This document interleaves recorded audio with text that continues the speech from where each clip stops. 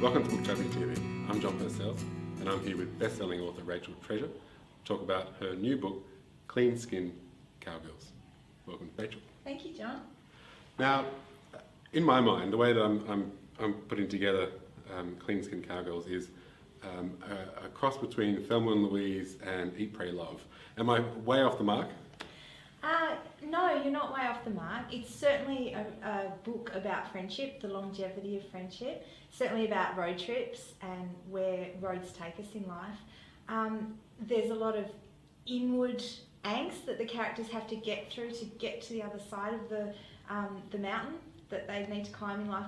And so you're not far off the mark, but there's another layer to it in that country music is another biggie, and then of course renewable energy, which is going to be the surprise subplot that people will discover.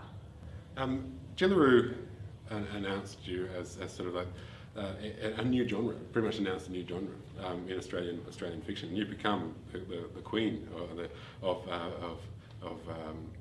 depending on where, because there's so many ways of describing. There's rural lit, there's rural romance, there's chook lit. There's a whole range of different ways to describe it. Sort of like you're like the Jules Verne of rural romance. You have to start. You're someone who has established a genre that didn't exist before. What did you, as someone who establishes a genre, what did you write or read before writing Jillaroo? Because there was nothing to sort of read and sort of learn from. Well, I started out loving agriculture and loving story. And so I wanted to marry those two things together. And I was on my way to work on an outback cattle station in Queensland, and there was a book in the airport, Tony Parsons, The Call of the High Country. And Tony's a wonderful gentleman, brilliant sheep breeder, brilliant dog man, breeds Kelpies like I have done. And I read that book and I enjoyed it because it was about my culture. But it was very much from a male perspective, and the women were just a support crew to the main story.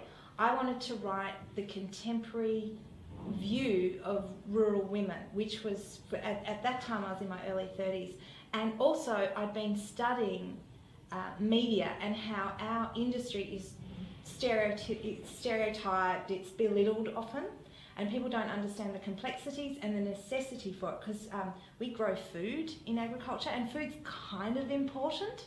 So my main charter was to marry both my love for writing and agriculture into a fictional form and entertain readers who don't normally read. Well, you are an advocate for reading and for that difficult task of getting people who don't read to become readers. Is it through your fiction that you're mainly trying to get that done, or is it how do you encourage someone who says I'm not a reader to read? First of all, I say it's on audio. My books are on audio, and secondly, I say, look, just dive into the first chapter. I have adults who I know in my personal life who didn't get the schooling they should have, and they literally cannot read a novel from cover to cover. They can pick up one of mine and get to the end. The way I do that is I structure my chapters so there is action in every single chapter.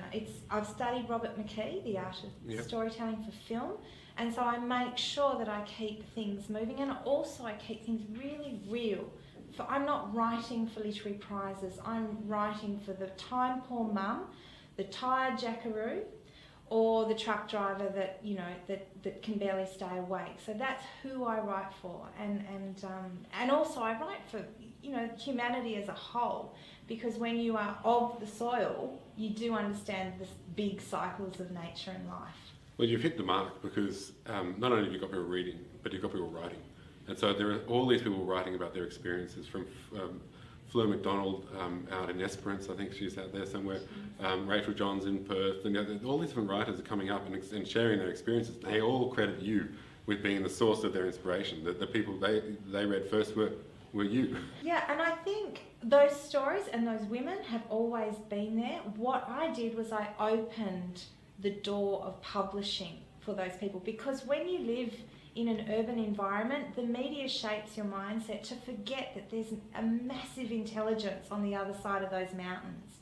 And what I did was bring the culture to life and to the city. And so publishers started looking for more stories like that, and I'm really glad. I mean, and also there's a lovely kind of sisterhood in that genre of writing. It is wonderful, Yeah, because we see it on Twitter and Facebook with in our Booktopia community.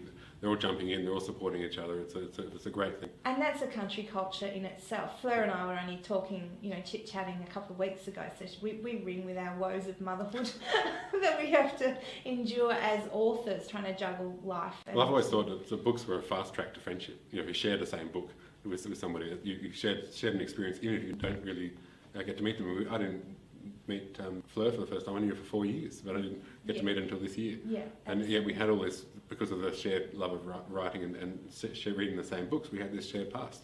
Yeah, that's so true. Don't Fence Me In, Grassroots of Wisdom from a Country Girl.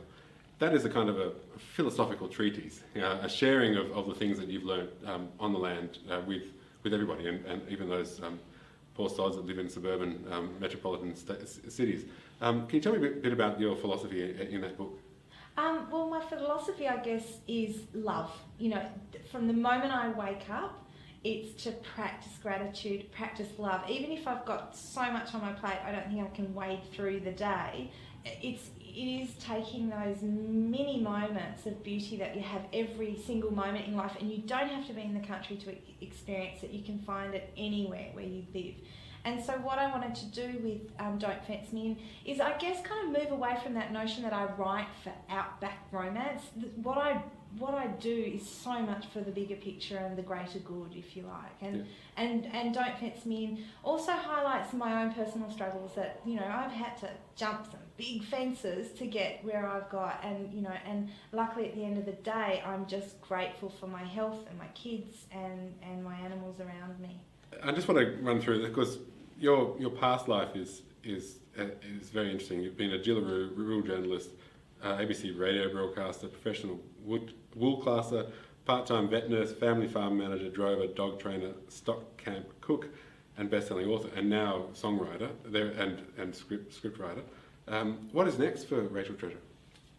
What is next? I'm hoping to go to Montana and do yoga on a horse, because apparently you can go to ranches that have yoga there, and I just think that would be fabulous. And that's next, and then I can write about it. I mean, how wonderful would that be? And I think with me, I never followed school bells. I never followed the 9 to 5. I don't understand why people need fancy things and money for them. I just want to keep creating in whatever form. And I have taken up art. I'm pretty rubbish at it, but I'm learning art now. Well, I'm very jealous of all the wonderful things you're doing, and you've got to let us know about the yoga on horses. I will. It's like giddy up I don't know. It's going to be good. Thank you very much for chatting with us. Thank you, John. Rachael Treasure's books are available from booktopia.com.au right now.